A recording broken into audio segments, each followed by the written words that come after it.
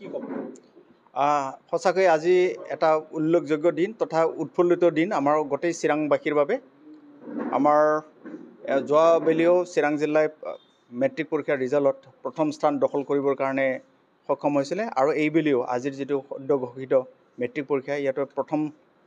স্থান দখল কৰিবৰ কাৰণে পাৰিছে আৰু ইয়াৰ কাৰণে মূলতঃ আমি ধন্যবাদ জ্ঞাপন কৰিব লাগিব আমাৰ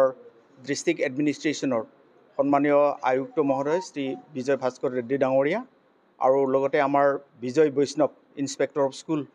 চিৰাং জিলা তেখেতক, কাৰণ তেখেতসকলৰ নেতৃত্বত আজি চিৰাং ডিষ্ট্ৰিক্টে যোৱা বছৰৰ যি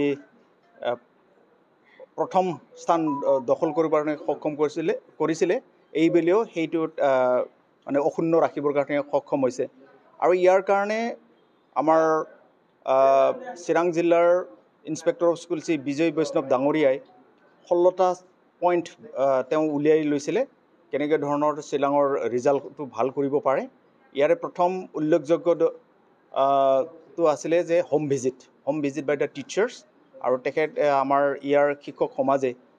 ছাত্ৰৰ ঘৰে ঘৰে গৈছিল আৰু লগতে আমাৰ আয়ুক্ত মহোদয় তেখেতৰ এটা কেটছআপ নামৰ এটা তেওঁ মিছন এটা তেওঁ ৰাখিছিলে আৰু যাৰ দ্বাৰা সেই কেটছআপৰ দ্বাৰা যিবিলাক ছাত্ৰ ছাত্ৰী দুৰ্বল শ্ৰেণীৰ ছাত্ৰ ছাত্ৰী আছিল সেই দুৰ্বল শ্ৰেণীৰ ছাত্ৰ ছাত্ৰীসকলৰ ঘৰত গৈ আমাৰ এই চিৰাং জিলাৰ শিক্ষক শিক্ষয়িত্ৰীসকলে তেখেতসকলক লগ ধৰিছিল আৰু তেখেতসকলক দিহা পৰামৰ্শ দিছিল আৰু সেইটোৱে মই ভাবোঁ যে আমাৰ এই চিৰাং জিলাৰ ৰিজাল্ট ভাল কৰাত এইটো এটা উল্লেখ্য দিন বা পইণ্ট বুলি মই ভাবোঁ। শিক্ষকসকলৰ কথা কি ক'ব? শিক্ষকসকলকো মই ধন্যবাদ জ্ঞাপন কৰিম কাৰণ তেখেতসকলে যিখিনি আমাৰ আয়ুক্ত তথা আমাৰ বিভাগীয়ভাৱে যিখিনি নীতি নিৰ্দেশনা তেখেতসকলক দিয়া হৈছিলে তেখেতসকলে ঘৰে ঘৰে গৈ বহুখিনি কষ্ট কৰিছে আৰু তেখেতসকলে চিৰাং জিলাৰ শিক্ষাৰ